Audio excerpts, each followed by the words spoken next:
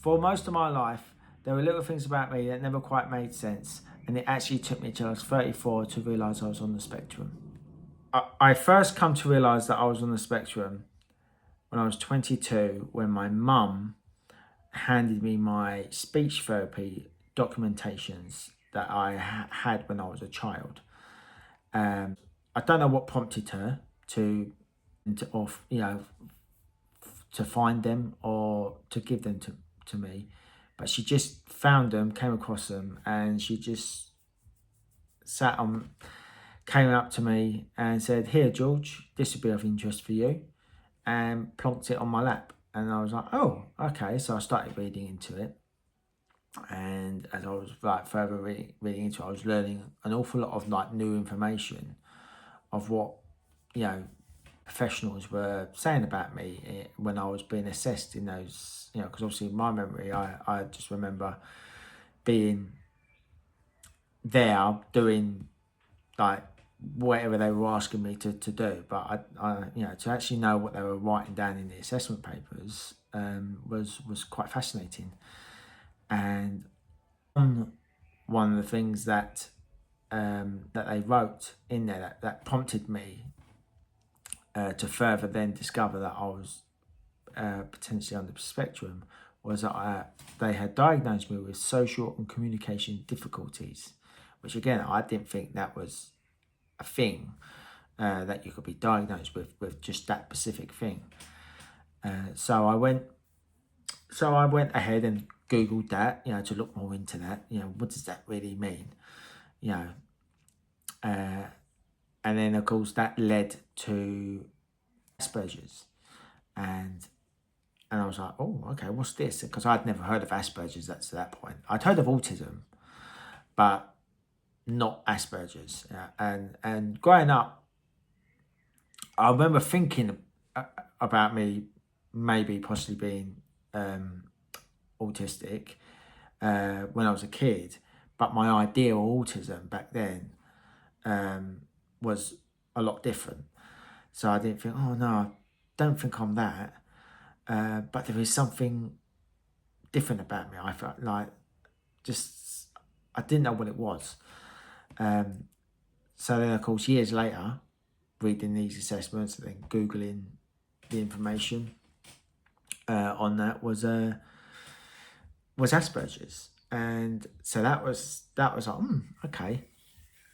So, so I'm reading into this and I'm looking into so many different books, articles that I could find on Asperger's, high functioning autism, and I started to connect the dots and make an idea of make sense of it all, basically.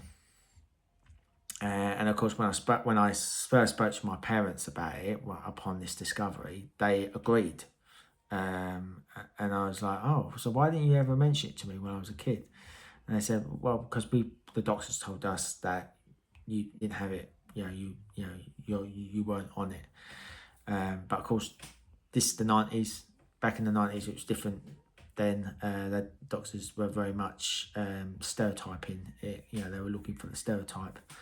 As in nowadays, there's so much more to it than what they thought you had to have. Like, it's not just boys, girls can have it as well, and you're not just one particular interest, or a particular way.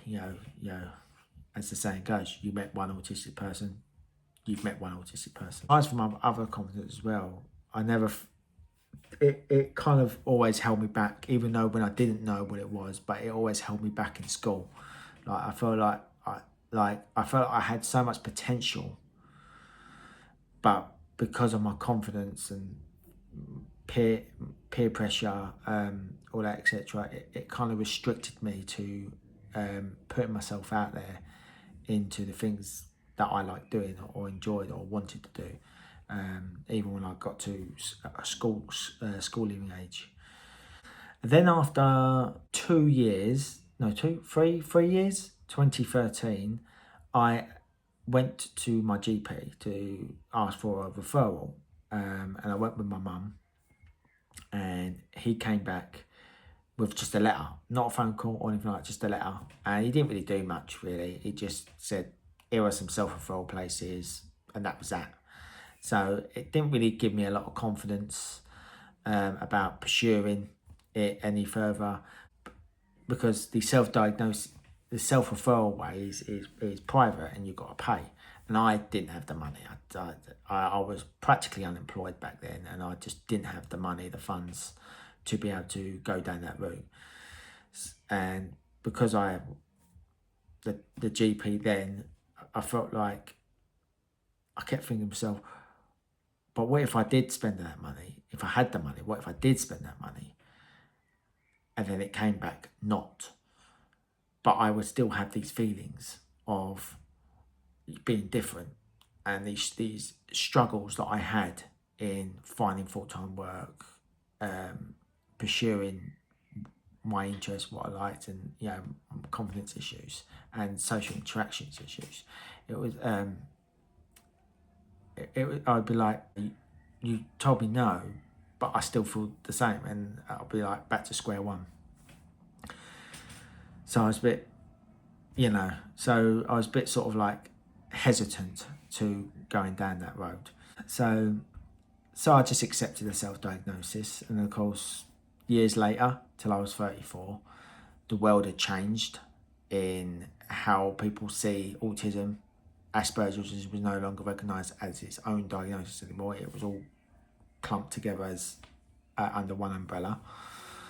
And I got a new GP, and I decided to give it a go. And this time I did get referred via the NHS, which I didn't have to pay for it because I was on the NHS, and I received my diagnosis. And since then I've been struggling what to do with that diagnosis. I was like, okay, that's great, but... So yeah, I just wanted to share that. It's something that I'm still working through, but it explains quite a lot.